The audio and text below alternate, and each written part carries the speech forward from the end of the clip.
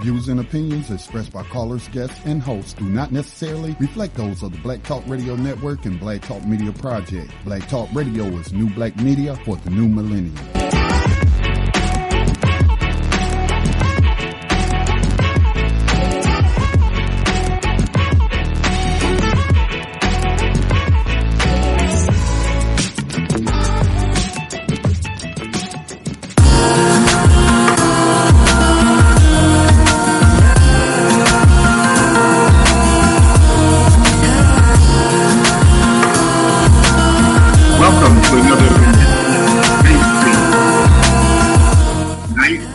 Special evening.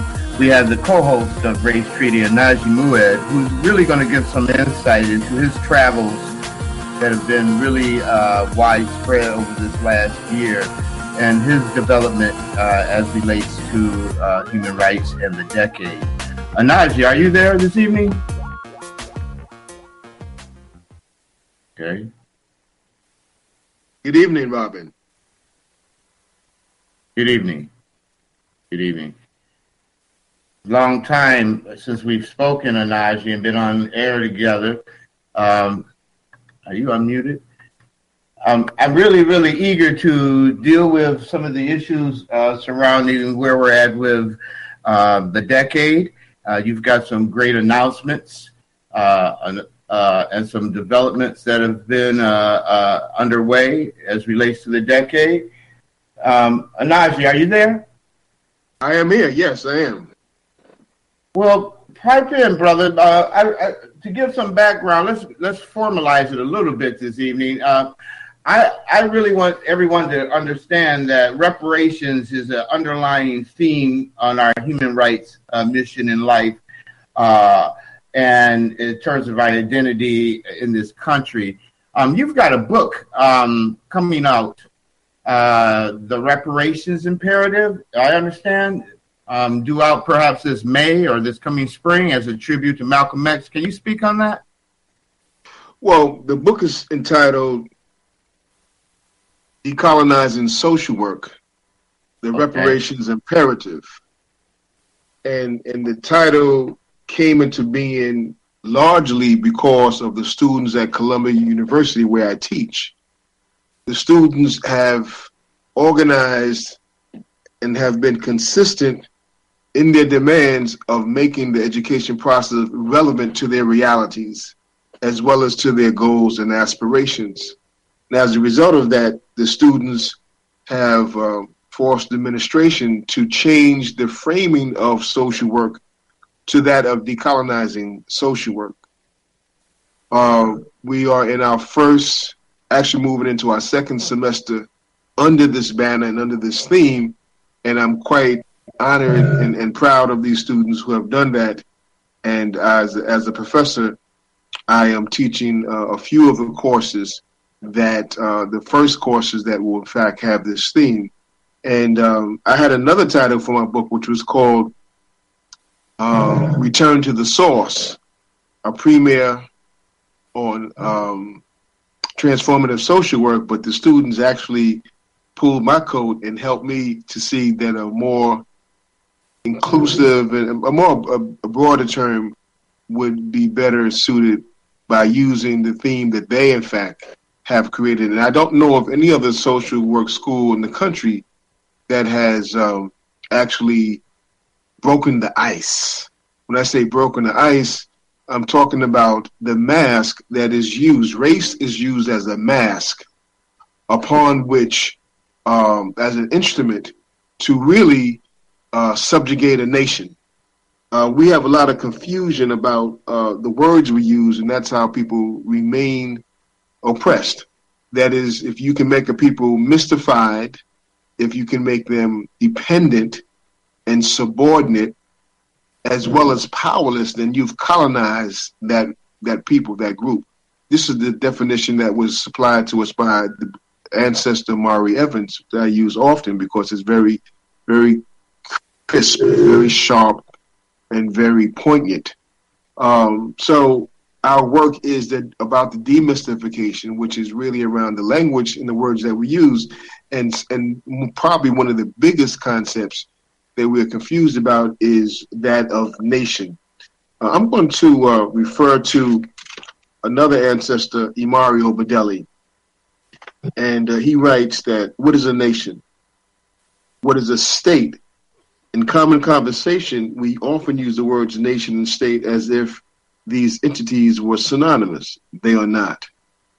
Yet even Supreme Court Justice Thompson of the distinguished and groundbreaking Court of Chief Justice John Marshall, writing his dissent in the landmark case of 1831 against the Cherokee Nation versus the state of Georgia, and relying on international law, scholar Vattel, he writes, the terms state and nation are used in the law of nations, as well as in common parlance, as importing the same thing, and apply a body of men united together to procure their mutual safety and advantage by means of this union. Such a society has its affairs and interests to manage. It deliberates and takes resolutions in common, and thus becomes a moral person having an understanding and a will particular to itself, and is susceptible to obligations and laws.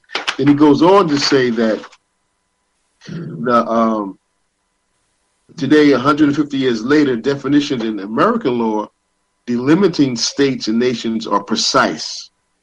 The Montevideo Treaty, the Convention on the Rights and Duties of States, done in Montevideo, Uruguay in 1933, states that the characteristics are a nation is a permanent population, a defined territory, a government, and 4 independent states, and the capacity. This is the definition of states. Let me go back. I'm confusing it right here. I better read the thing the way it's written. Okay, he says, today, 150 years later, definitions in American law defining states and nations are more precise. The Montevideo Treaty, the Convention on the Rights and Duties of States, done in Montevideo, Uruguay in 1933, and ratified by the United States in 1934, defined state as having 3 major characteristics, with a 4th major characteristic for independent states. Okay, this is to say, of course, that all states are not fully independent. These characteristics are a permanent population, defined territory, a government, and for capacity to enter into relationship with other states. So a nation is really a body of people. And if you can take away the idea that you are a group, you are a body, then people will treat you as individuals. And this is the problems that we have. So when we talk about demystification, we're really talking about the harm that comes from not seeing ourselves as a nation, as a group. So it's really important to educate our people around this. Why? Because then if you declare yourself as a nation, you have 2 possibilities. One is called the national minority by Yusuf Clyde, who's done a tremendous amount of work on that, of which he was the chair of the Organization of African American Unity that was founded by Malcolm X, of course. And in his NGO, non-governmental organization, ICROM, International Human Rights for American Minorities, he uses the national minority international law aspect to talk about the group. In a way, it doesn't really matter much which one we use at this point. The question is, how do we organize the people to actually get to a certain point? And that organization very well can come through the international decade for people of Afghanistan, 2015 to 2024. And that is under the themes of recognition, justice, and development. Beautifully said. Onaje, we've spoken on this program, Scotty included, about this issue of nation within a nation, an identity issue. Let me stop if I can for a minute. It's not a nation within a nation. You see, it's a nation within a multinational state. So when you say nation within a nation, it's almost saying that nation and states are the same thing. They're different. United States is not a nation. It's a multinational state. And because they have obfuscated made invisible the state apparatus by using the word nation, you see, that takes away the political structure. And in so doing, people's rights are automatically taken away because it's like you don't exist. There was a book called The Invisible Man. Well, we're really talking about the invisible nation. We're here as a nation, but we don't have, we haven't organized ourselves as such, and we don't have the rights that should be accorded. But we have to fight for those rights. They aren't something that's going to just come out of the sky. It's something that we have to actually fight for. When you say fight for, not to interject on the negative, but I don't see any remedy inside the civil rights framework. And the human rights seems to be toothless in the sense that there's no enforcement into all the violations the United States continues to perpetrate, even on its own populations. So we do have to fight, and we do have to organize, but we also have to come to grips with some identity processes as a people, because until we get to the international arena and deal with our issues there under a human rights identity, under international law, I think we're going to keep coming up short, keep running into the wall of white supremacy, because to me, civil rights is part of the framework of white supremacy.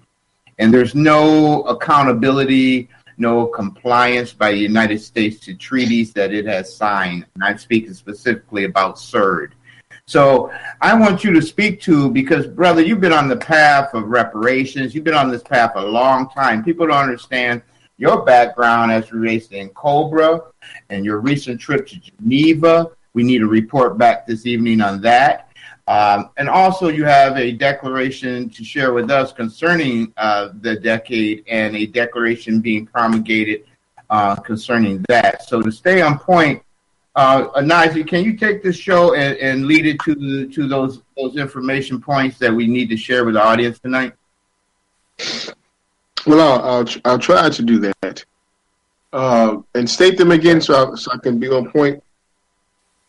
Well, let's start with your travels, this culminating now, the Geneva feedback on your recent trip, dealing with the working group from the United Nations on CERD, the Convention to Eliminate Racial Discrimination. That in itself is a major report.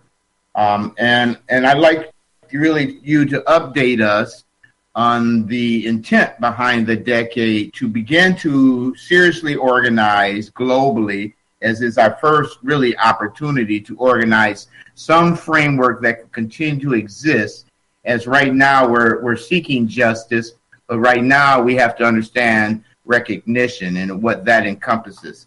And you've been at the table in terms of the decade of those of African descent. Can you give us some insight as to where we're at and some of your feelings? You seem to have some excitement about the prospect of us actually carrying out this organizing process for the decade. Well, there's been 4 United Nations conferences on racism. The first one was in 1978 that was looking at South Africa. So we have been speaking about race and racism in different ways, but the one that really stood out is the third one, which was in 2001. There in Durban, South Africa, of which I was a delegate, many people came from all over the world, across the globe, to demand reparations and demand that slavery become a crime against humanity, which it was. And many people don't understand the significance of that. In international law, war crimes, genocide crimes against humanity. These are the major crimes that the world has seen as being, above and beyond anything horrendous. So for slavery to be declared a crime against humanity is saying finally, and that's what the Declaration said. They said it should have always have been declared a crime against humanity. And they go on and detail the consequences of slavery. And because that's have been put on the table, it gives us a different way of looking at world history. Because now we can place in columns those nations who were the perpetrators of the crime, and we can place in perspective those nations and peoples that became victims of the crime. And when you have that type of formula, it moves to the question of repair. First, what's the harm and what should be the repair? And the repair is reparations. So we see a trend that has been building really ever since our people have been here in this monstrosity called the United States of America. But the trend is building to finally move the conversation from 125th Street on the corner to 47th Street. That is, move it down into the United Nations.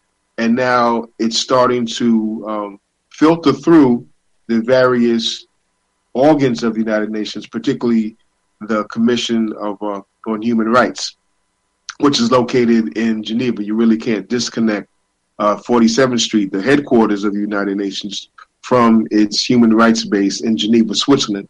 So my trip to Geneva, Switzerland last month in November, I guess that's 2 months ago now since January, was to participate with many non-governmental organizations around the world, as well, people of African descent, as well as nation states. Nation states sit up front closer to the panel, the chair of the particular meeting, and then the NGOs sit behind them. So it was both state representatives there as well as representatives from non-governmental organizations, NGOs. I'm the NGO representative for ICRAM, the International Human Rights Association for American Minorities, and my task was to deliver the intervention that we had comprised prior to my departure. And at that meeting, what we discovered is the evidence of a worldwide system of racism. It was almost bewildering to hear all the people of African descent around the world saying exactly the same thing, talking about their health, which is below par, talking about the over-representation in prisons, talking about an education system where they're not recognized, their history is not taught, and whatever is presented is erroneous and negative. And they talked about economics, right? The poverty that people are experiencing throughout the world, because as we can remember, during the period of colonialism, starting in 1885 with the Berlin Conference, European powers decided to carve up Africa like a cake, and so doing create false boundaries, dividing different, cultural groups, and then having them fight amongst themselves. So Africa is suffering from external determination, forced oppression in terms of these false boundaries, and they're still trying to rectify something that took place back in 1885. So not in the period of decolonization, of saying how do we begin to bring these different elements together, and even though there were many African people there, in terms of people from who were born and lived in Africa, in addition to those who are called people of African descent, and there was opposition to the term. It's like, no, you don't talk about Europeans as being, European people of European descent. So people objected to the term. So there were a lot of points that, again, went to the demystification aspect of oppression, so that people can start to be on the same page. So it was eye-opening. It was dreadful to hear the state of our people around the world, but at the same time, it was very uplifting. It was uplifting because it gave us a chance to meet each other. People who speak Portuguese, people who speak English, people who speak French, people, of course, who speak Spanish, and, of course, people who speak English. So it was a place where we had a chance to come together, as we did in Durban in 2001, and compare notes. The thing which was most impressive about that gathering was that there were many young people from, again, across the globe. And one person in particular, I was phenomenally, proud of. This is a sister from the Virgin Islands, where her intervention spoke to the fact that our people, in fact, are a colony of the United States, and you don't really hear too much of that type of thinking, and certainly you don't see it broadcast in any type of public arenas. And for the most part, the United Nations is it's a place for public opinion. Yes, treaties are made and conventions are made, but it doesn't really have any teeth to do anything. The thing to be done is organizing people that will bring pressure on different municipalities and different states so that certain changes can happen. But you have to first begin with speaking about it. You have to first begin to win public opinion about the right to self-determination. So with the young people there at the conference, the level of accuracy and political astute that they showed, it's a reason for much hope and inspiration. Onaje, I'm moved by your participation and the information you're sharing. And when you said that you heard around the circles and around the table globally the same exact complaints or the same exact issues dealing with economics, I was hearing you speak of the 9 areas of people activity, and speaking to the human rights report that we were involved with the state of Black Asheville. But what brought to my mind was recognition involves information, and not only verbal exchange, but the data issue. The data is out there now, and it hasn't been compiled to hold the country into accountability. The number of police killings in this country is not the duty of the U.S. government. It seems it's the duty of the Guardian newspaper in London to compile the data of the police killings. So we have a real issue about recognition as relates to metadata and aggregating data to tell our story in all the areas of people activity. And so I'm really looking forward to that formula being exercised around the world. We are in the recognition stage of the decade. Are there some projected goals coming out of that recognition point that we're at right now? Well, of course, the first recognition is to be recognized as human beings. Once you create a category, a hierarchy that looks at some people as being human, other people as non-human, of course, then that gives you the rationale to treat them in a non-human way.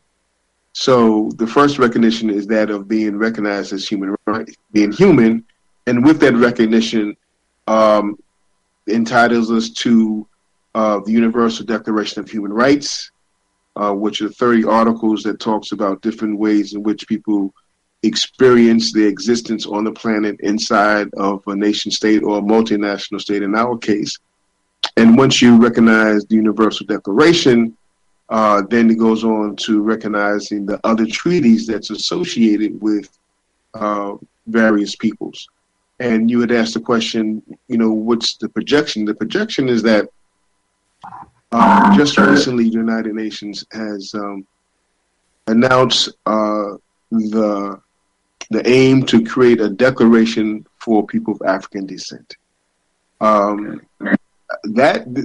have to understand this is huge. See, you can't kidnap a people, torture them, hold them in bondage for 500 years, and say that they're citizens. You can't confer citizenship on any people. But this is what has happened to us, which means that we have to say if we accept. You can offer citizenship, but you can't confer it.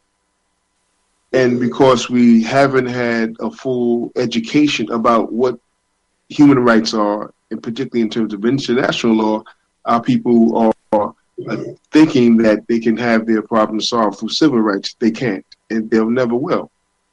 Only until we develop the consciousness and the commitment to assert our rights. In legal terms, it's called just auditor. You have to assert your rights for them to be actually acknowledged. So we have to develop the consciousness and the commitment to see ourselves as a unique entity. Queen Mother Randall has started a group called Descendants of Africans in the United States. And Deus, yes, that's a very interesting term because it's starting to talk about this thing of group rights. That is the key that we have to hold on to, group rights. Now it's a handle, and people who are trying to hold on to it at different places. One place is looking at ourselves as a republic of New Africa. Another part of the handle is looking at us as a national minority. Another handle is Deus. It doesn't matter. Once we have the consciousness that we demand a plebiscite, we demand, and this is what we have to say to the world, that we demand an international supervised plebiscite that's going to say what we want to be, what relationship we want to be to this in this country. Until that happens, only thing we'll do is just chase our tails, because without, if you go to court, the first thing they ask the court will say, well, do you have standing, right? Do you have a right to be here, right? So the first thing we have to is get international standing, but you only get national standing when you show the political maturity that you understand how the world works. In absence of that knowledge, you'll be treated like a political child. That's how we're being treated, because that's how we're thinking. That's why Malcolm X is so important, because Malcolm said, we demand our rights. We declare our rights on this earth to be a human being, to be respected as a human being, to be given the rights of a human being in this society, on this earth, in this day, which we intend to bring into existence by any means necessary. A very famous quote of Malcolm X. So we have to continue in that vein of educating our people about what rights we have, divine rights, not just human rights, but divine rights. And as we do that, the world will respond to us. There are people waiting around the world to respond to us, but they are in a position where they can't do anything until we first declare ourselves a people, declare ourselves a nation, and then begin as any other people who've been captive by any other nation state until we begin a liberation process for our freedom and for our self-determination. Beautifully spoken. We're reaching the halfway point of our show this evening, but Onaje, you spoke on some points that I'd like to respond to also, in that there's multiple fronts on this lawfare and referencing this international law and these international bodies. That's a long way from the grassroots folks, and okay, we'll take a break at 10. That's a long way from the grassroots folks, Onaje. and these delegations and activities on the UN referencing international law, it's hard for people to localize, internalize these international laws that don't seem to represent them. And that's speaking to human rights. Now, you've been involved in a mechanism, because when we say they, or what we have to do way out there, what can we do where we're at? And speaking to that, you're involved with a Human Rights City campaign with, we know, Jackson, Mississippi being the case study. It's the model. It's our hope right now as we watch it. You know, Process and brothers are down there doing great things. However, this human rights report could be generated in every city to see the picture of how our folks are faring in all these areas of people activity. This is the process is local. So how do we come out of the ivory towers, the academic circles, to the grassroots? And what can folks on a local level do internationally? Well, they can do something internationally, locally, in confronting and dealing with municipal law and bringing international laws to the local grassroots setting through ordinances, because there are 3 legal mechanisms as of now that aren't really being used to represent our people, and that's the Constitution, treaties which are violated or are not adhered to, and municipal law. Now, you know, example being when Bree Newsom brought down that flag and whatnot, North Carolina had promulgated new ordinances or stop ordinances on a municipal level. So there's power in creating control on the grassroots level in the city councils, imposing lawfare, you know, with a strategy to impose human rights as a basis for our petitions, our legal base surrounding most of our organizing and complaints. But I do believe, you know, when I hear you speaking about what we can do globally, it seems so far away.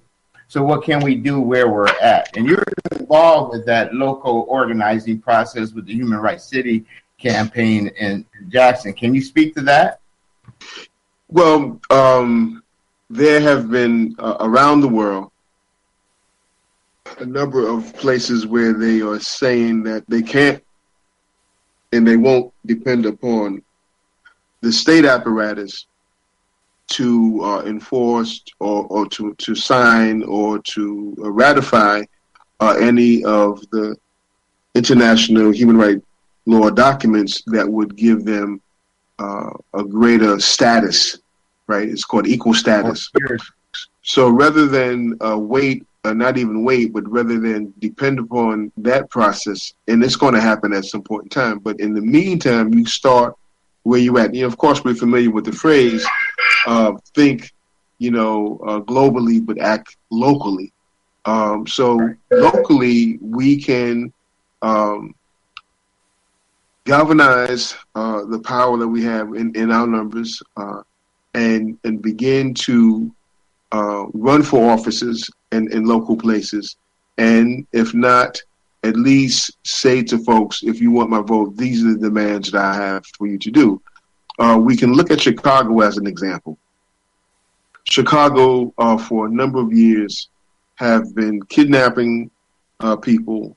The police officers, the police officers in Chicago have been kidnapping people, torturing them in warehouses, and unbeknownst to the public.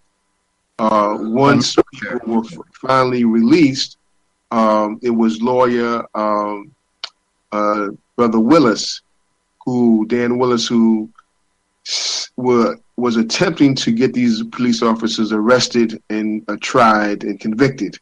But without much success, he was able to actually go to the Hague International Court, bring that information forward, and was able to get the results of a number of police officers who were in fact arrested, tried, and convicted.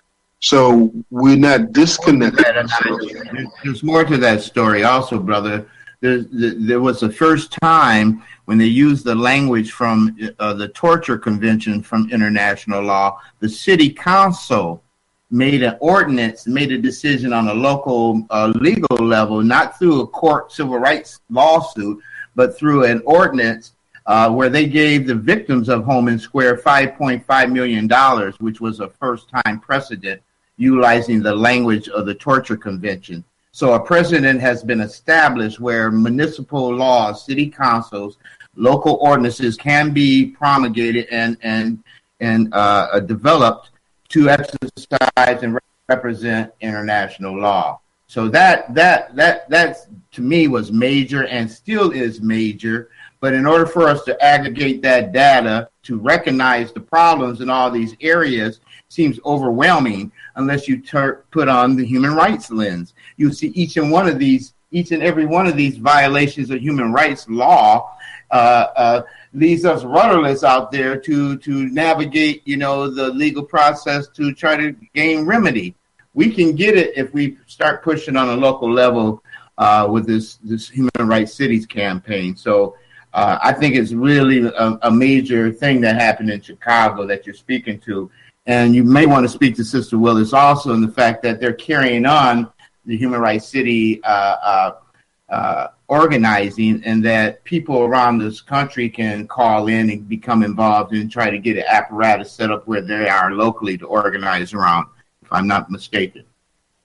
Well, the point, was two sides of the coin I was pointing to. Thank you for bringing me to the other side of the coin. One coin was that how you can use international bodies to bring public opinion that can change the state. But you mentioned that local ordinance. And the National Human Rights Cities Alliance is a group of individuals who are now organizing throughout the country in the various cities to do what Chicago did. Chicago, in fact, adopted the Convention on the Child. And, of course, in there saying children can't be tortured. They can't be placed in solitary confinement. You can't try someone under 18 as an adult. All the different things which are happening to our children, you see, would be declared illegal under such a convention on a national level. But the city of Chicago has, in fact, adopted that as local legislation. So all the problems... Yes. I want to also interject that the United States is the only country in the global world body that has not signed the international treaty to protect children. So that should be recognized also by our audience in terms of adhering to human rights, but the United States refuses to recognize that convention as a major convention under human rights international law. So to have it done locally and grasp onto that international law locally is our only avenue, because the United States has not recognized that convention and the only country in the world that has not signed it. Right, because they know it wouldn't allow them the legal right to do what they have been doing, which is kidnapping our people and placing them into these death camps.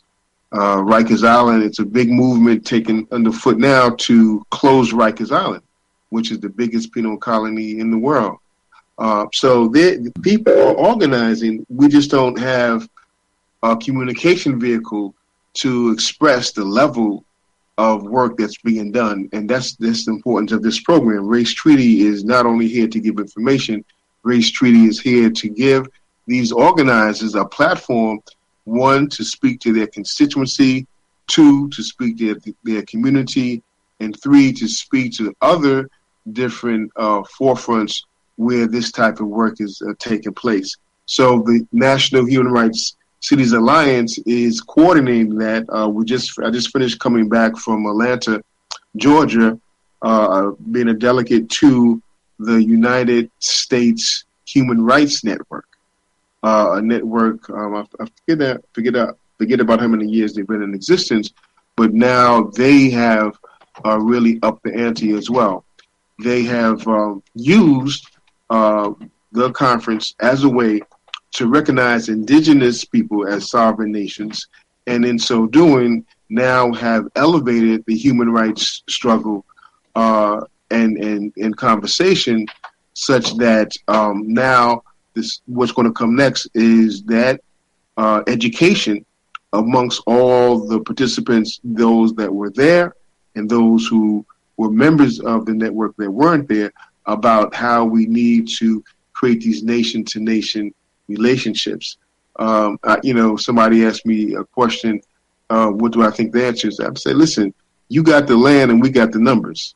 You have more land than we have, but we have more people than you have. So if we are able to forge functional unity about common interests, which of course is the life and the well-being of our peoples, then we'll come up with a solution. So we find ourselves, I think, in a situation of forced interdependence that will work to our advantage when we decide to come together as we did. We had a number of indigenous nations at that conference, and that might have been the first time. I've been to like maybe 1 or 2 day conferences, but nothing as fundamental, as significant as the one that was held in Atlanta, Georgia. It was like the last week, the first week in December, I think from the 6th to the 10th, something of that sort. So we see these movements coming together, finding common ground. The National Human Rights Cities Alliance was present, doing some workshops at this conference. And of course, we had groups representing political prisoners. Many of our prisoners have been languishing in these jails for over 50 years now, which is a crime against humanity. And we're saying send them home. If they're no, threat, to civil society, then they have a right to be paroled and to be sent home. Onaje, yes, we have a deeper feeling concerning the prisoner issue, and political prisoners one, but the school to prison pipeline is the commodifying of black bodies as an industry revenue. And it's been privatized, and we are commodified. Our bodies have been commodified. That's why the U.S. has not signed on to the Convention to Protect Children, because they're in violation as we speak. And I want to get to this one real quick point, which is we want to send them to send us home. We really want them to close the doors, because what they're involved with is a continuation of slavery under the 13th Amendment, and we still lend a blind eye to that. And I want to speak to that really in the sense that as there's all these movements to do amendments on the Constitution, we have an amendment that has basically institutionalized slavery in another morphed fashion, it's just morphed. Slavery has never left. What's the purpose of slavery? Slavery is the control of population for the exploitation of their labor. And all these prisons have, work that's all the corporations outside of prison are going in using the prisoners for cheap labor. So they've found a way to remove themselves from the responsibility for caring for these captive workers, moving further away from the responsibility they have for them, but still having the fundamental relationship of marginalization, exploitation, domination for the exploitation of their labor. And we can see that from chattel slavery all the way up into modern day slavery. It's the same system, but they just change the name, but the fundamental relationship remains the same. Like you said, the codification of black bodies. Yes. We're going to take a pause with that. Think about it. Our existence in this country has been about commodifying the black body, the black mind, the black spirit, black culture, the black ethos. It's been without the appropriation of our being, we probably don't have any value at all. Now, brother man, you have really been involved in trauma. As we speak to what is now science, intergenerational trauma in the DNA, we're speaking of disparate impact in terms of international law, English concerning surge, there are victims. So you need to recognize that also. And part of that recognition is, again, compiling the data to tell the story.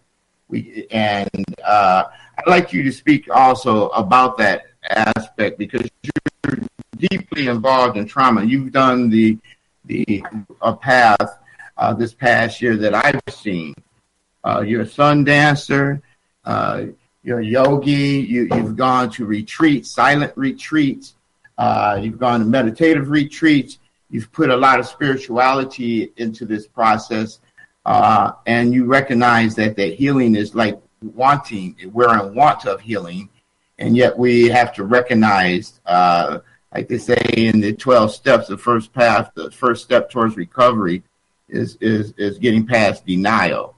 And so, can you speak to that as part of your organizing being and goals also as it relates to trauma, not from a therapeutic, clinical, social work perspective, in your path? We had a pretty interesting nexus in terms of various things coming together all at the same time. The last maybe 15 years or so, the science of epigenetics, which is the study of heritable changes in gene expression that do not involve changes to the underlying DNA sequence, a change in the phenotype without a change in the genotype, which turns on and turns off different cells. We come into the world with a certain DNA structure and potentials to do this or to that, given what we've inherited. But these genes are turned on or turned off by the environment in which we live that will say what's going to really happen. So more and more evidence are being presented to show that if you traumatize an embryo, if you traumatize a fetus in vitro, when that fetus actually comes into full fruition, as it's going to come into the world with a certain kind of predisposition. And that predisposition is going to compromise the ability to go through what is called stages of development. You said don't use social work stuff. I can't help it. It's just part of how I think. So as a result of this, there have been one of the most popular studies is called Adverse Childhood ACEs, Adverse Childhood Experiences, that kind of came into existence almost by accident. A managed care organization out in California was actually studying obesity, and they were able to assist a number of individuals quite successfully and moving out of the state of obesity down to normal weight. And what happened is that there was a ricochet effect where the people wound up gaining the weight back, just as quickly as it took them to actually lose it. In fact, even quicker. And they had to go back and start to say, well, why is this? We've put all these wonderful protocols together. It's evidence-based. And what happened? Well, what they found out that they were able to show that there were about 12 different indicators that if you had any one or any combination of those indicators, they could very accurately predict if you were going to have heart failure, if you were going to have renal failure, if you were going to use drugs, so forth and so on. And that became just a phenomenal discovery, because we're talking about a basically white middle-class population. So if you can make that type of scientific correlation with groups which are considered to be the cream of the crop, or at least experiencing the best that life has to have here in the United States, we can only imagine what that study would have been if they would have studied us. So as a result of that, you are hearing more and more trauma-informed systems, right? Trauma-informed systems in terms of schooling, trauma-informed systems in terms of substance abuse and mental health. So there is a sweeping paradigm across many disciplines in terms of now looking at the person, looking at the experience, and seeing how trauma is involved. Now, for us, this becomes very important because we have and have always claimed, the dreadful treatment that our people have experienced. And now with the science of epigenetics, and now with people understanding what is called the social determinants of health, how the environment, impacts one's mental, physical, and spiritual health, we can now show over time how racism is killing us, right? Many studies are coming out in the field of public health, in the field of genetics, in the field of sociology. So we're at a time where different branches of information is coming together to really show the harm. Now, once you have harm, that means a crime has been committed. Once you are able to exact the crime, then there must be a criminal who's actually perpetrating this type of treatment. And then also you can therefore define the victim of this crime. So it's given us more information in terms of building our case for reparations. It's not just here in the United States. People in the Caribbean, many in the Caribbean states have also started to organize this question. So it's going to happen. The only question is really how persistent will we remain in that struggle for reparations? Because we can go all the way back to Callie House and Dickerson, who formed an organization that said, okay, since you didn't give us money when you made us work as slaves, then we're at least, entitled to a pension. So the reparations movement has been around for many, many years. It just hasn't found its way in the public domain. And as we started off early in the program, the fact that the students at Columbia University have said we want a decolonizing social work framework is now creating the platform for these types of discussions where they have not been welcomed, in fact, been shunned, because in policy it says social policy is defined by the policymakers. Well, who came up with that idea, right, other than the colonizers themselves? So we're saying, no, we want to define what's important to us. And what's important to us is a repair of the harm that you have caused against us. And now we are starting to use these institutions, these minds, to bring forth those arguments, and for the purpose of organizing the people to bring pressure, a demand. We're not asking for reparations; we're demanding it. But the people themselves have to be in a position that they could actually exact, some type of price from those who don't want to listen. And you start. That's why strike and why unions are so important. Unions are vital because they are right in the middle of the means of production, and that's why organizing with the unions is so important.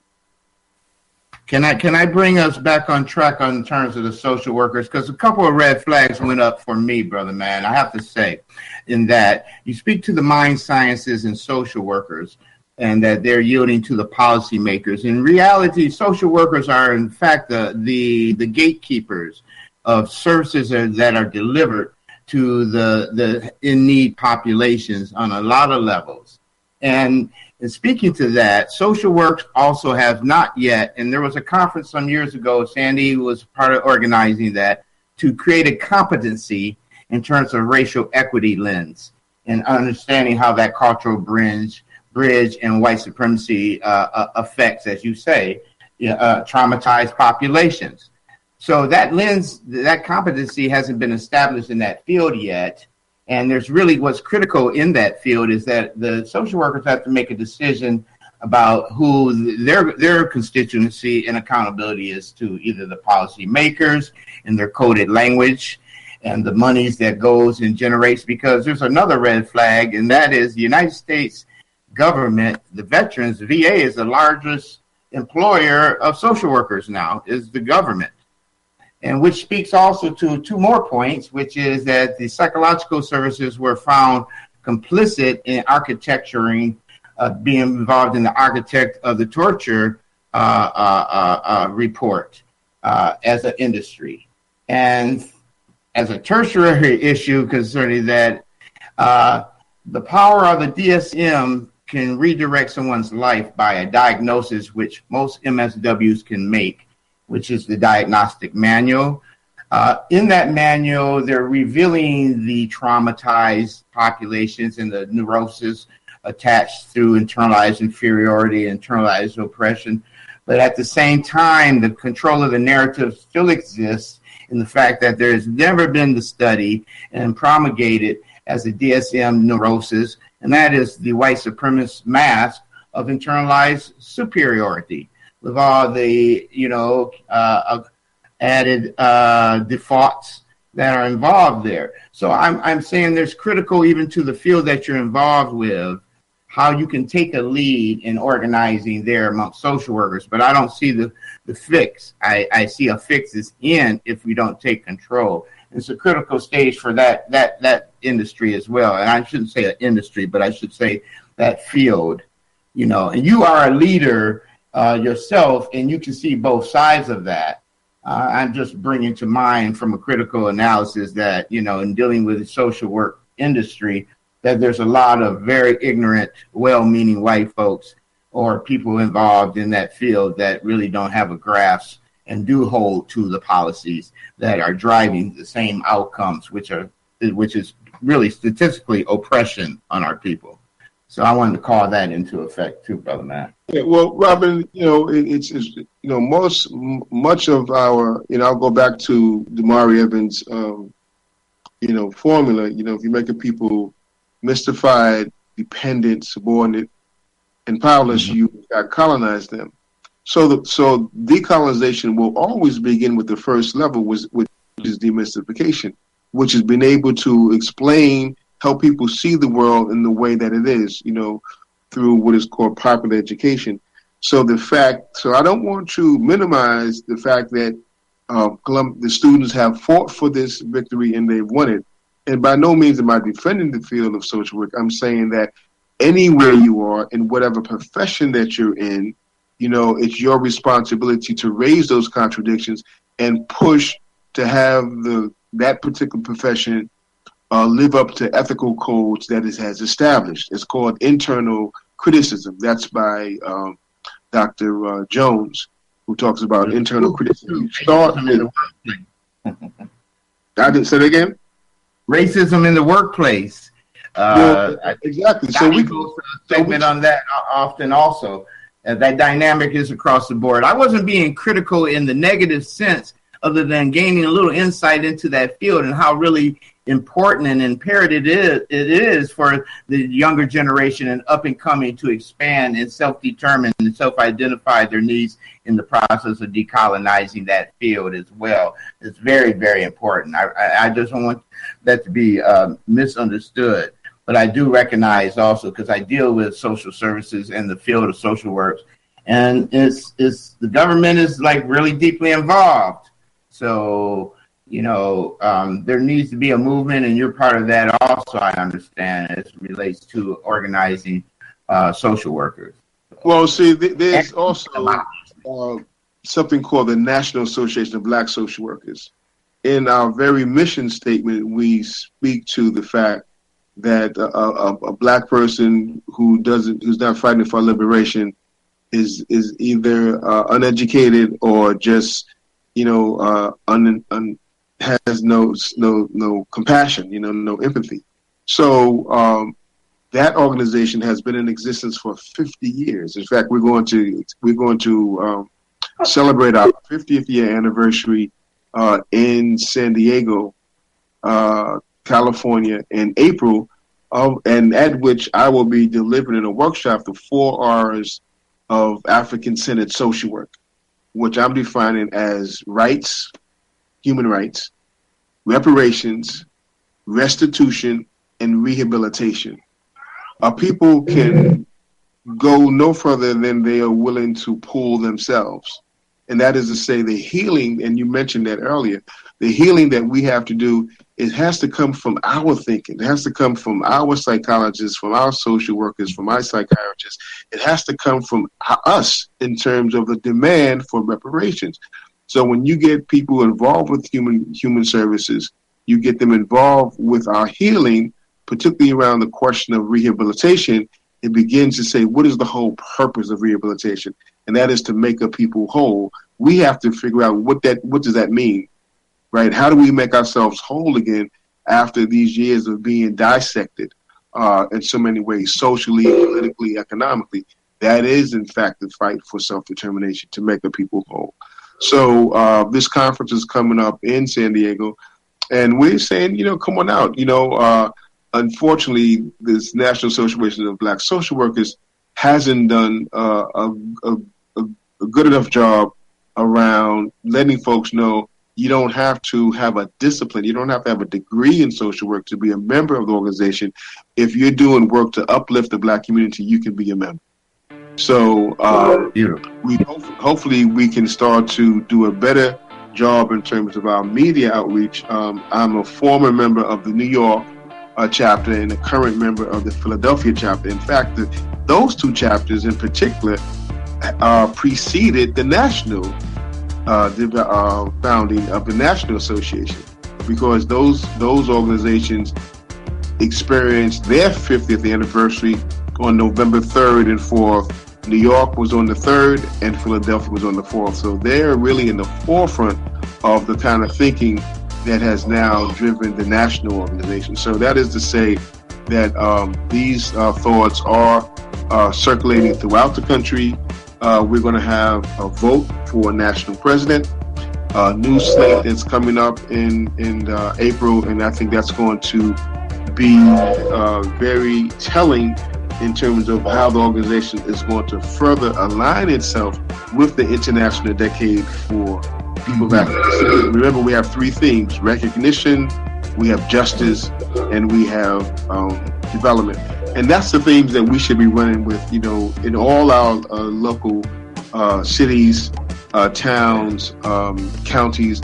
We should be bringing that discussion every place we are on the local level where we live. Also, we're going to go into our break here and have an extended show this evening, if you don't mind, Onaje. We've done our hour, but if we take a break now, he's going to allow us to go into the second half here and continue this conversation. My pleasure.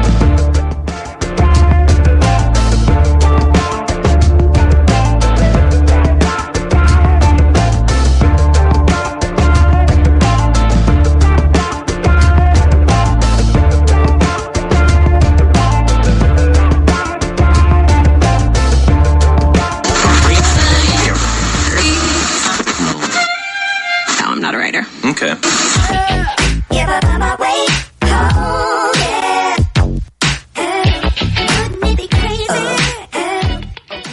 Black Talk Radio since 2008, providing new black media for the masses.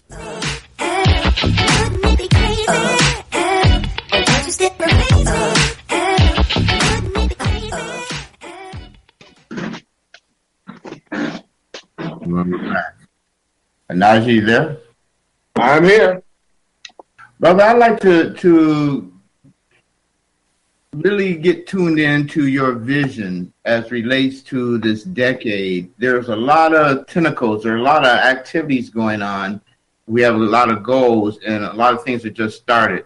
Now, you mentioned that there's this new declaration that's promulgated around the decade.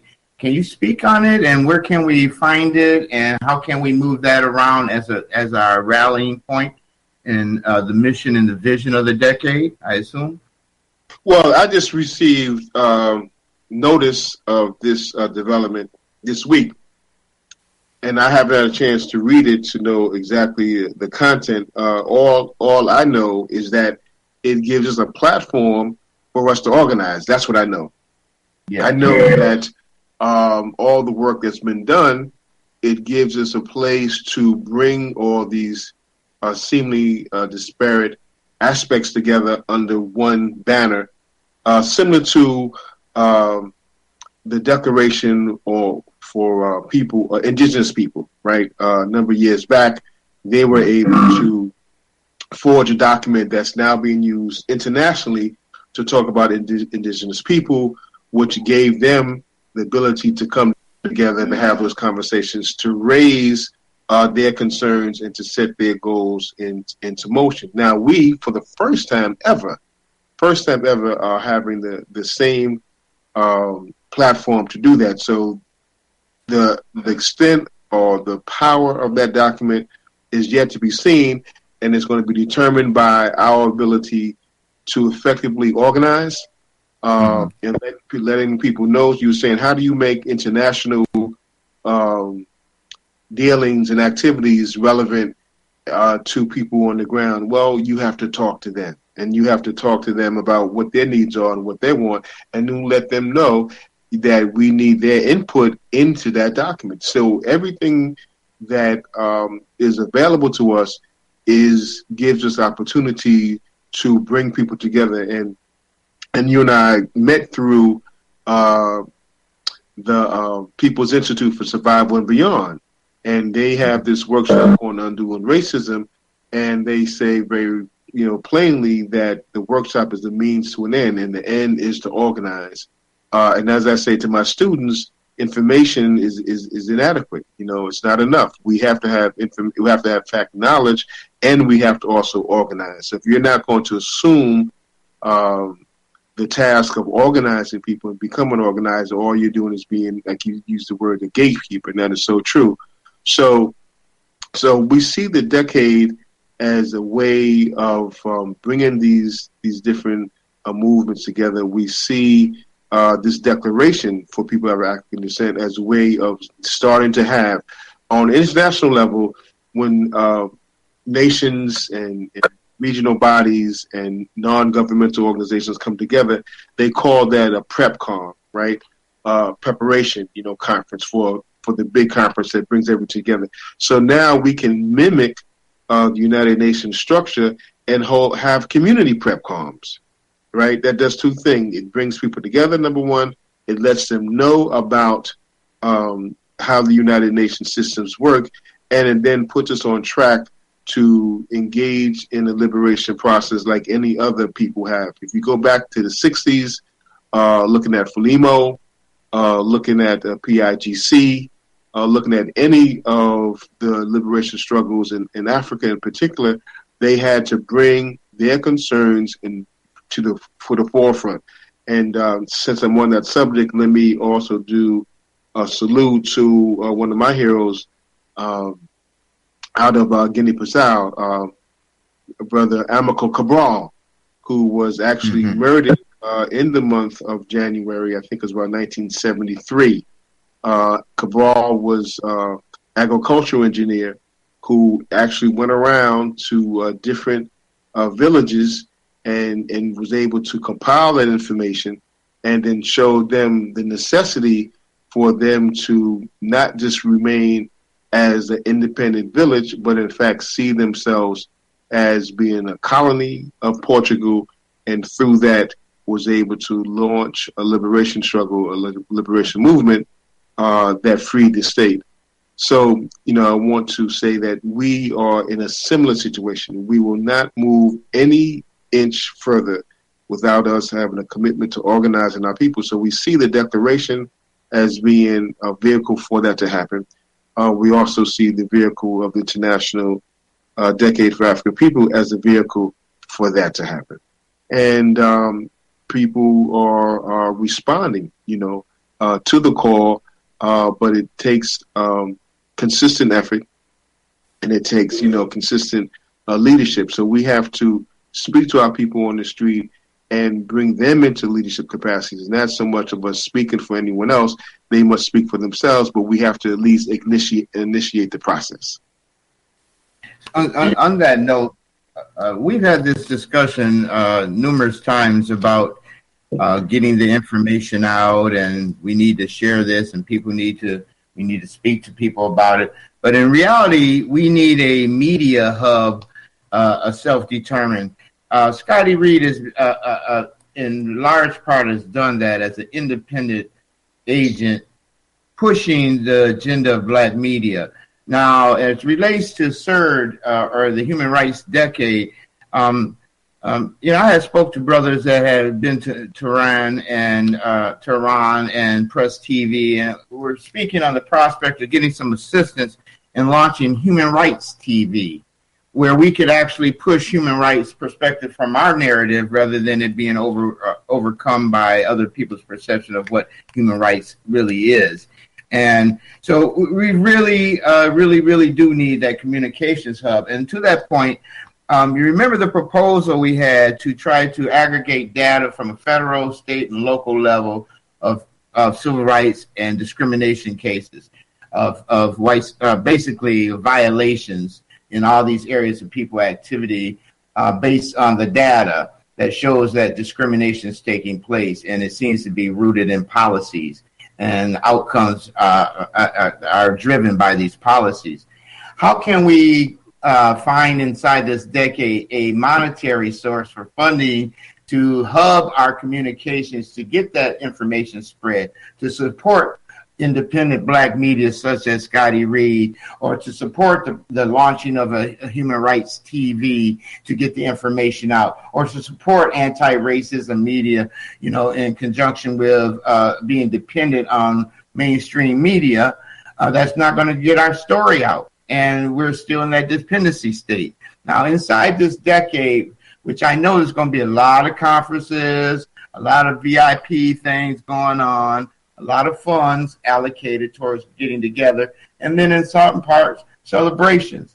Where does the prospect of finding funding to actually carry out some of our ideas and fulfill and interface our needs with the ability to address them, such as the operation of Black Talk Radio, for example? How do we get an infusion to push this agenda for this decade? Because we'll never again in our lifetime, and probably for many lifetimes and generations to come, have this opportunity to organize globally around this decade. Was that directed towards me or Scotty? Towards both of you, but really towards you, in the fact that, you're dealing with NGOs. With Geneva, we have Guyana coming up, which I'd like you to speak to also. But where do we find funding to organize our organizing? Where could that be done? I have to say that the first place to look is amongst ourselves. We have access to cable community stations throughout the country. There was. And, you're in the field of communication. You probably know this better than myself.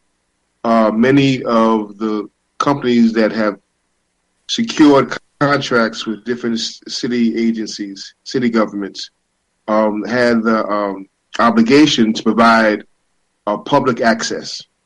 Both of us coming from New York, we know about Manhattan Neighborhood Network. We know that there are people who are putting out phenomenal programming. So there is a lot of program that's already taking place right here on Black Talk Radio. It's phenomenal shows, right? I don't get a chance to listen to many of the shows that's already on. So Adam Clayton Powell, did a speech, "What's in your hand?" What's in your hand? So we have to start with what's in our hand that's really available to us, and begin to bring people to these radio shows, to not just Race Treaty, but all the shows that happen on Black Talk Radio, and begin to use this as an education aspect in terms of bringing people together. So I would start with what we already have, and we have more than what we know. We just haven't sat down at the table and just kind of categorized and done an inventory on these things, right? It starts with having a national conference on all these different black shows, people who are conscious, and having a conscience amongst ourselves to say, okay, how can we support each other? What ways can we create more cooperation so that we can have a presence that people can see it, and then encourage our family members, you see, to listen to these shows and participating. So we only can move forward by organizing ourselves. I like that, Onaje. I like that a lot. You bring to mind for me something that I've been aware of for years as I've done a deep study on the internet, and something that is called white space, ironically. I had actually hashtag something called Occupy White Space. White space spectrum that we used to pick up with rabbit ears to get our television signal. That spectrum still exists, is active. The U.S. government stopped us from using that spectrum and forced it though. Well, they've sold out that same white space, which is basically Wi-Fi on steroids. It would be our international free internet. So while the FCCC has divvied up this white space to these which belongs to the people, by the way, those that UHF, VHF is was public controlled or represented space for the spectrum of radio transmissions for television. Is actually Wi-Fi on steroids. They're keeping that secret basically, and they're divvying it up, and they're going to charge folks to access, and they're about to control the internet. This era of freedom, we're having to have this discussion right now, because very well soon be coming to an end in itself. And as far as reliance on the UN, which is largely funded by the U.S. government, which is curtailing its funds for anything that goes against it, we've got some real serious, reality clarification to deal with in bringing our issues together and reliant on ourselves. And you're right. And this is why Jackson is so important. Definitely important. I'd like to bring Scotty in real quick, though. There's a new book out that's called Jackson Rising: The Struggle for Economic Democracy and Black Self-Determination in Jackson, Mississippi. And it's a book for all of us to get as current information on the different ways in which our people are organizing, and inviting people to Jackson, which will be the last week in June of this year, where we are bringing all the conversation that you're having right now. That conversation is going to take place live on the ground in Jackson, and that's why it's so important for people to send a delegation to Jackson in June of this year. Beautiful, beautiful. Scotty, did you have some comment to make? Yes, I just wanted to chime in on the question you asked, and I agree with the Adam Clayton Powell statement about a bird in the hand. And so, I had posted a message to our social media platform that we have in addition to Black Talk Radio Network, Digital Radio Network, and saying that if we don't get more support from the Black community, and specifically from those who listen, we had 500,000 podcasts downloaded. That's not last year. That's not even including those who tune in to the radio streams. So I said that we're in danger of shutting down after 2018, if we don't get more support, especially from those who are using the media. And so I've been think tanking with a couple of, people that's on the network on how we can better raise funds. Now, this also brings us to a question of, I saw a person on YouTube who said that Black people shouldn't ask other Black people for money. The person's name isn't important, but I thought that was one of the most ridiculous statements in saying that Black people should ask white people for money. And we can't. That's a bullying statement. We can't expect, and I'm not painting a broad, brush of white people, because certainly we've had white allies and white people who have donated to our nonprofit, but we cannot expect those who oppress us to fund our liberation activities or to fund anything that we're doing towards self-determination. So I've been tanking with some of the fellas, about coming up with sponsorship packages for businesses and what have you, and doing a membership drive for our social media, because I want Black Talk Radio Network to expand outside of just being online, one central location, but we need digital radio centers in our communities, a physical building, just like a terrestrial radio that can become like a hub, not just a communications network for the local community, as Brother Onaje was talking about. We got to organize locally, run for local offices. We also had to develop our own local infrastructure outside of the government, regulated spaces. And so that's something that I'm looking at as well. But it was something else that, we do have to protect the internet. All right. And so I was reading today that Facebook and Google and some of the big tech giants are coming together with this internet association that's made up with smaller companies and pushing Congress to make net neutrality law, and not simply a policy that can be repealed or re-implemented with the, whatever partisan administration comes into power, but that should be law. And so it seems that that's what's being pushed, and I agree that we should make this a campaign issue this year. It's 2018. Occupy white space. Yeah, it's 2018. And there is no reason, and there's tremendous support for net neutrality. A lot of people left comments for, the FCC when it was going to make its net neutrality decision. So I feel like that's what direction we need to go in the short term, is putting pressure on Congress to make net neutrality legislative law. So those are my thoughts. I want to add a point in support of the technology. I have a friend. He's a great consultant. He's a genius. He's a Six Sigma black belt. He told me, and it makes all the sense, that there is no business endeavor, no campaign, no building of any business activity without IT at the table. There's a tendency to have these great ideas and then figure we can call somebody up who knows how to build a website. But so as relates to the technology around what you're saying, and I love the idea of a Black Talk Radio there in every local to help this communications around this decade on the same subjects and issues surrounding human rights and the local issues, but in a hub, that ability is there.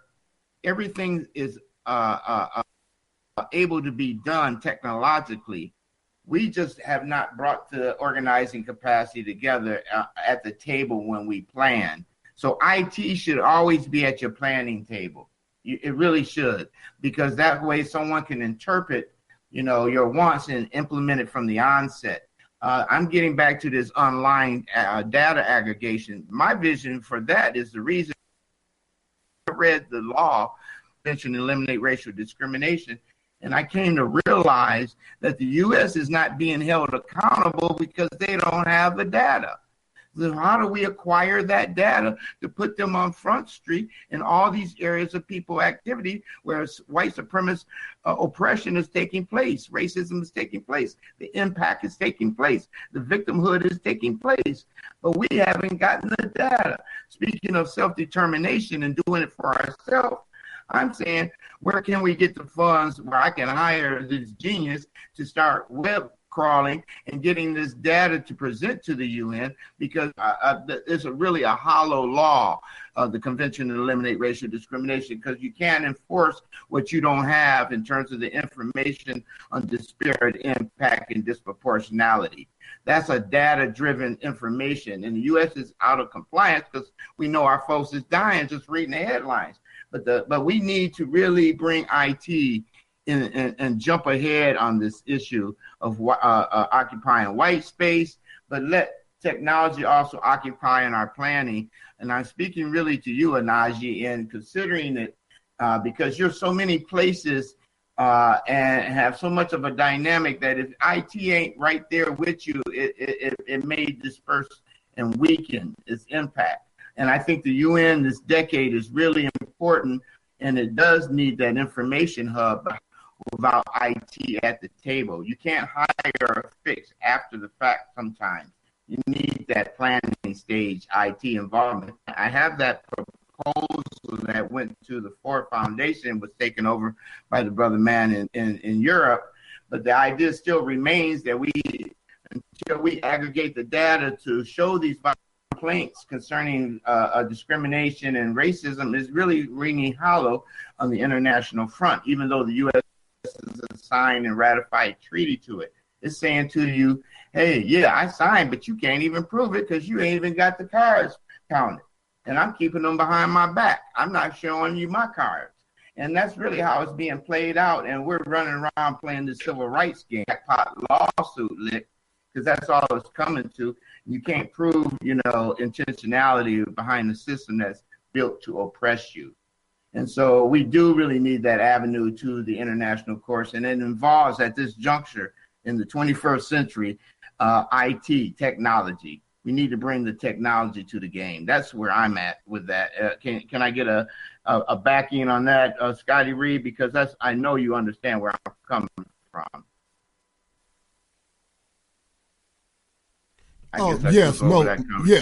Most certainly. I agree with you, especially with the point that we have to have IT professionals that's working side by side, with people like Onaje, who's out there.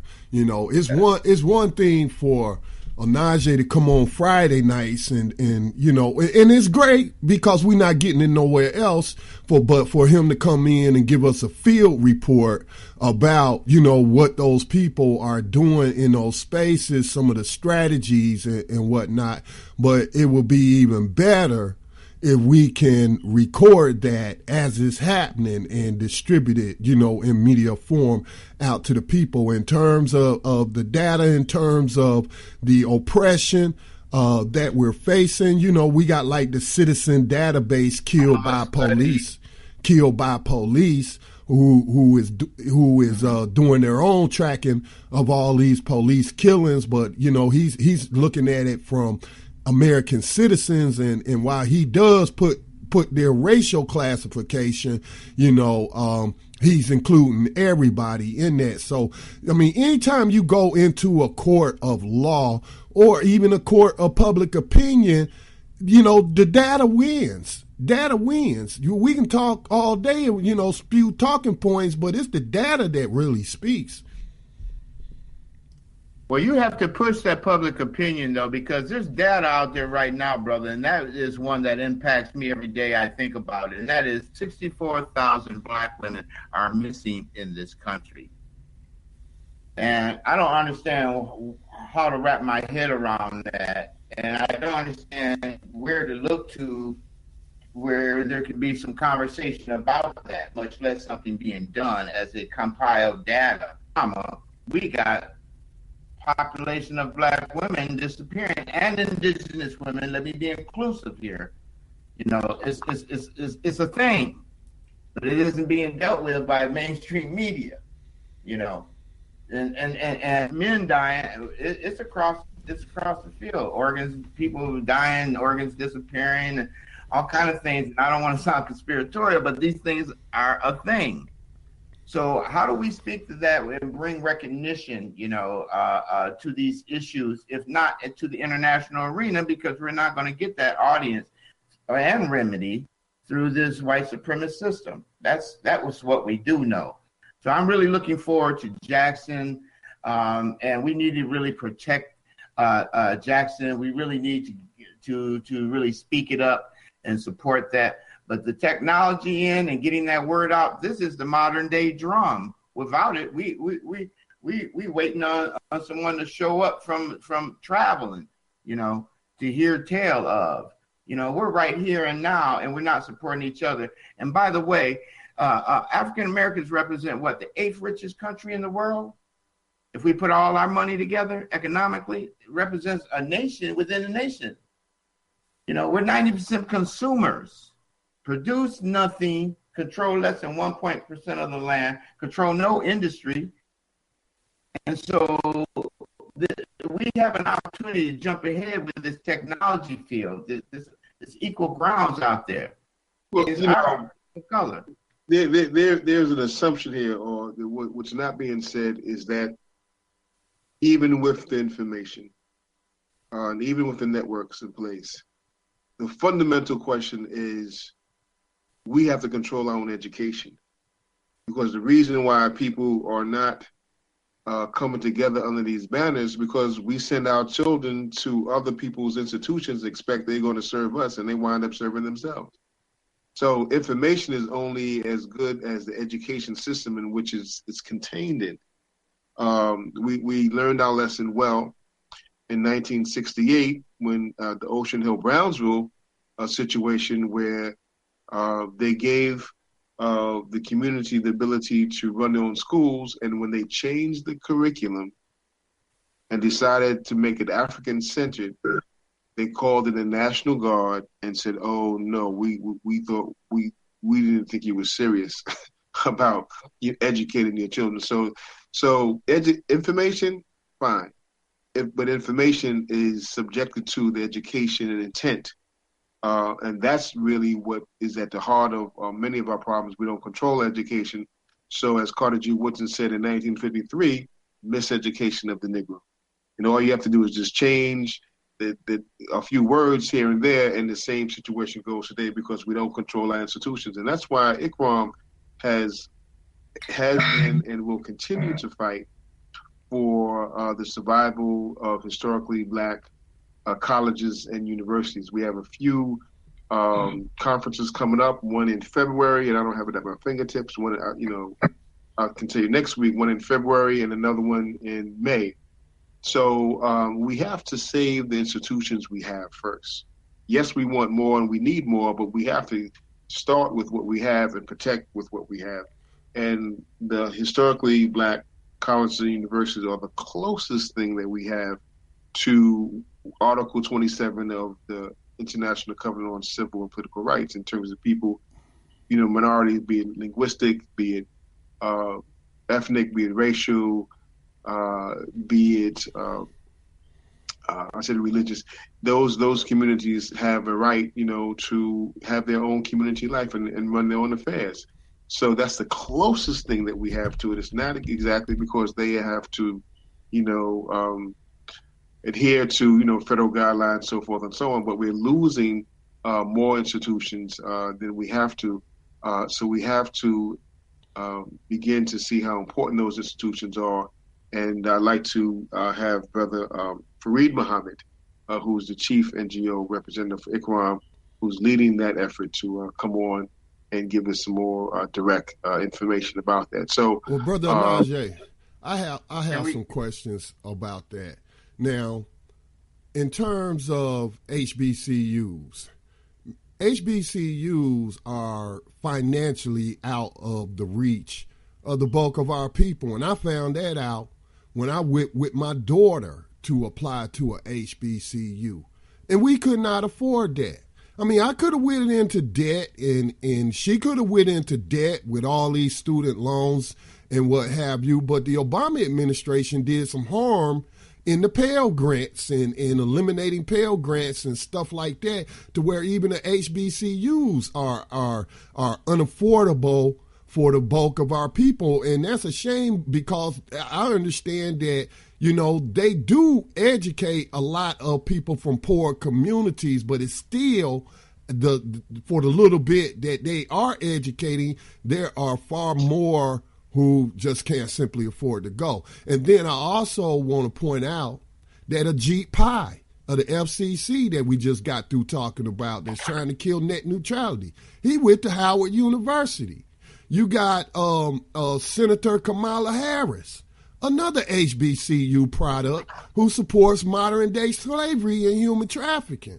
So I feel like we have to get to our people while they young in the elementary school, in the junior high. We have to control that education, because it seems like HBCUs are just producing more capitalists and black people who want to be a part of the system. So Scotty, you speaking of education, I want to pipe in on that, and there's a missing term here. But let me finish this part right here, Robin. Robin, let me finish this part. Yeah. It goes back again to something Onaje talked about. Local politics include the local school board. Now, I don't live in a predominantly black county. I can't tell you right now the makeup of Charlotte-Mecklenburg County and their school board, but in places like Atlanta, places like Detroit, places like New York City, where we have numbers as he was speaking about, then there's no excuse in my mind that we should not be in control of these school boards and therefore in control of the curriculum. And I'll leave it there. I absolutely agree on multiple ends. And like I said, though, we keep saying, well, we need to educate our people. And every time I think of that, I think of assimilation. I think of the byproduct of assimilation. I think of the experience of transforming our people into boulets, where it's a high class, some sorority or fraternity, as opposed to the decolonizing process, which involves education of facts and national search, not to be placed in a white supremacist system, but to be freed to be self-determined. And if there's not a process, a decolonizing process, we're just doing that cookie cutter assimilation process. And yes, the black colleges should be the ones leading that. But again, we can pay taxes to the government. Go ahead. Yeah, this is my charge. Any conscious black adult who's not involved with supporting either with their money or with their brains or with their talent or with their skills, some youth program, some rights of program is overlooking their responsibility as a parent.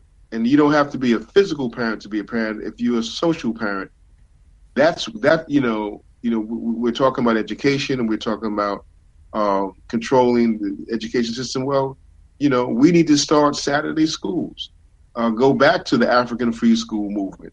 There are many things that we can do that we're not doing. So I start with our ability to actually create institutions and which really, not even institutions, yes, but just create places of us coming together, having these conversations, and seeing how we can attend to the mental, physical, and spiritual needs of our people. So I have faith in our people that we're going to see ourselves through. Yes, it is quite difficult looking at all these statistics, but I figure like if we got out of chattel slavery, well, we're in the new Jim Crow slavery now, but we're going to get out of the new Jim Crow slavery. So with certainly a terrible admission, in war there's always casualties. We are at war, and once we know that, we have to see ourselves through from one battle to the next. So I again come back from Geneva very inspired, seeing the young people there and what they were saying and what they were doing made me feel that our struggle for our liberation is still alive and well, and we're going to continue to organize ourselves and continue to educate ourselves and to begin to break down the mistrust in ourselves that's stopping us from being more cooperative. We just finished leaving another I don't know how many years Kwanzaa's been in existence, with the principles, the principles of unity and self-determination, collective work and responsibility, and cooperative economics and purpose and Kawumba and faith, So the fact that cultural institution is still flourishing and still going forward, we're starting to change the mindset of our people to interact with each other in different ways. I can give a reference to a school here in Philadelphia, Imhotep, an African-centered school that is teaching people that they are African and their careers need to be geared towards solving the problems in our community. That's one but we have to continue to build those institutions. And those of us who are conscious and see what has to be done, continue to put those things forward. And certainly you two gentlemen have been leaders in this respect in terms of Scotty being the founder of Black Talk Radio, Robin, you being the founder of Race Treaty. I love and respect both of you and know that our work is to continue to bring other people into the fold. So I'm inspired. Brother, you inspire me.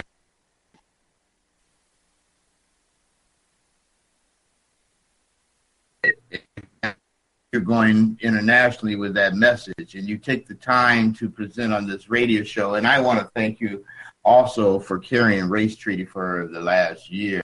You came on as co-host and actually took it on and let me have a respite in some transitions in my personal life also. And I love you, brother, and I appreciate that. And I want to always keep our focus on this decade and mirror white supremacy as an illegal a structure that's imposing global harm as a crime against humanity. And I'm waiting for the day where we can take to the international courts this issue as relates to the oppression and the disparate impact and disproportionality of my people being traumatized, and all peoples of color being traumatized, including poor whites now, being traumatized by this system of white supremacy. On that note, we're about to end the show this evening. I want to call into attention the Jackson calling that's coming up. And also, I'd like you to speak before we end, Onaje, on the Guyana gathering and what prospects this has in pushing the agenda forward in terms of the decade and the Convention to Eliminate Racial Discrimination, CERD. Well, the government of Guyana has stepped forward to assemble the African genius around the world. And they have around 7 different areas, the same areas we've been talking about: education, health, communication, economics in terms of business, IT, all the things we've been talking about on this show tonight are in fact some of the areas in which they are creating a place for African genius to come together and look at, solve, and move back into their respective countries to work together. So this international current that has really kind of had the impetus out of Durban in 2001 has continued and is continuing. And the more we get together, the more we find the thinking and the actions that's going to make a difference. As Frederick Douglass says, power never conceded without a demand. It never did. It never will. It may be a moral struggle. It may be a physical struggle, but it must be a struggle, because where there is no struggle, there is no progress. And we are fighting through the hegemony of Eurocentric thinking, and we're fighting through these institutions. And even, yes, there are those, as Scotty pointed out, who have gone to historically Black college institutions and have come out and be those who are collaborators with those who are against our interests. And at the same time, there's many who have not, right? Last show, for those who you're listening, might have listened to this last Friday show, I had Dr. Ray Winbush on, right? Also a graduate of Black historically Black Christian, and is taught in many of them, right? And knows it inside and out.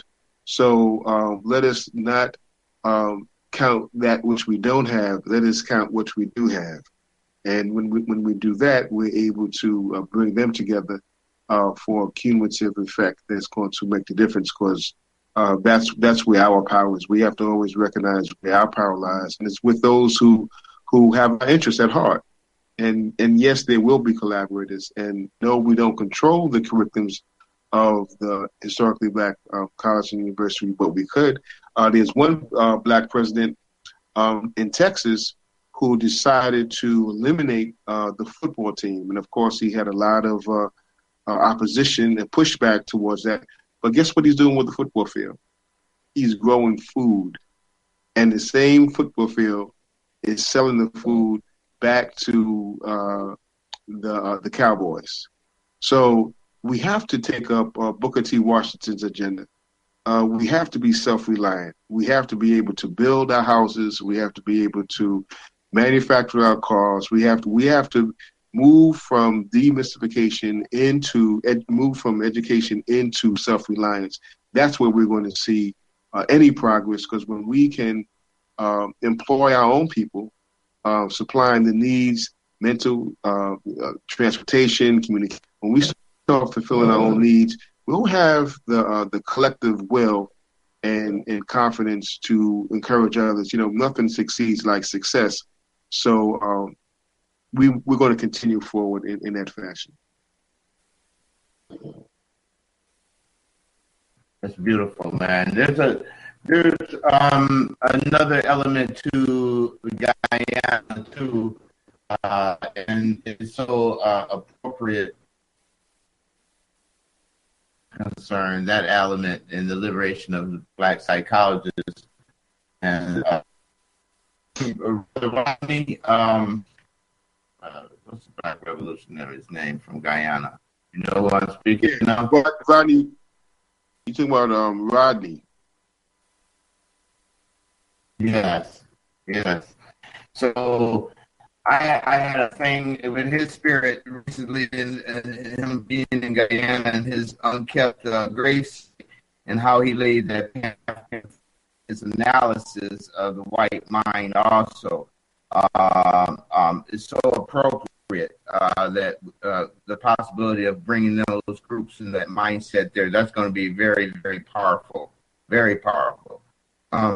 Onaje, you have any more for this evening, man? And look forward to your continued hosting of the show and the great guests that you have, and the more work that we have to do.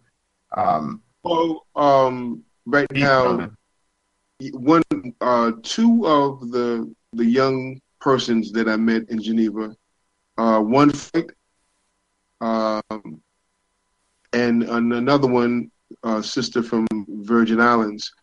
They will become co-hosts of the show, and more we want young people to assume these airways, because that's where it is, and we have to let their genius be known.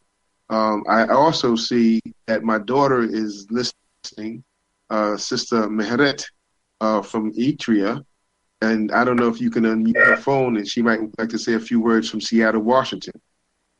Beautiful. She's at 206, the 206 number. I don't know if you can unmute her. Mehmet? I'm here, Baba. Hello, my daughter. How are you? I am feeling very blessed to hear your voice and to listen to the wisdom and inspiration that you're sharing. I didn't even know that you had sent me something, and I was going through some folders, and I saw this conference that you were in, and you were talking about education of the Black child. So if you will, share with the listening audience, who are you, what do you do, and the work that you're doing with raising beautiful Black African children. Oh, I was not prepared to speak, but my name is Mehret Mahanzal. I am originally from Eritrea, and I came here 27 years ago as a teenager with my family. I've lived in Seattle for all that time, and most of my work is around education, as well as social work and just social service. And I want to be part of a world that shows our children that they're loved, that they're affirmed, and uplifted as children of African descent. I have 4 children of my own, and I work mostly around early childhood education as well as parent education and empowerment. That's it. Well, it's so much more to that, but certainly we can accept that. And we also have another caller from New York, and we'd like that person to introduce themselves and say what's on their mind.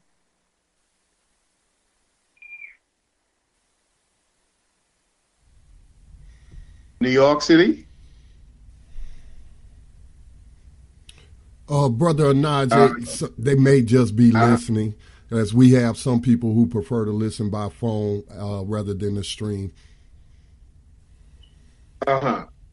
Okay. So, this is the first time I had spoken to my daughter this year, and I'm so happy to have her on the show. And we have to have her back where she give her a little bit more time to be prepared to talk about the phenomenal work that she's doing as a conscious African woman who has adopted me as her father, and I have adopted her as my daughter. And that's a story that we are going to tell the world, and people will be thoroughly amazed about this love, this Pan-African love that has reached across the ocean. So I guess that's it for now. Robin, any closing remarks? Scotty, any closing remarks? No, I love you, brothers. What you do. We claim in 2018, by the way. Well, I just want to thank you and Robin both for being part of Black Talk Radio Network as we enter into our 10th year of broadcasting and providing censor-free black media and uplifting black voices who not only discuss the problems but offer solutions. And so I just want to thank you, brothers, for being part of the Black Talk Radio broadcasting family. Well, all I can say is Arambe. Hotep, signing off. All right, blessings. Peace.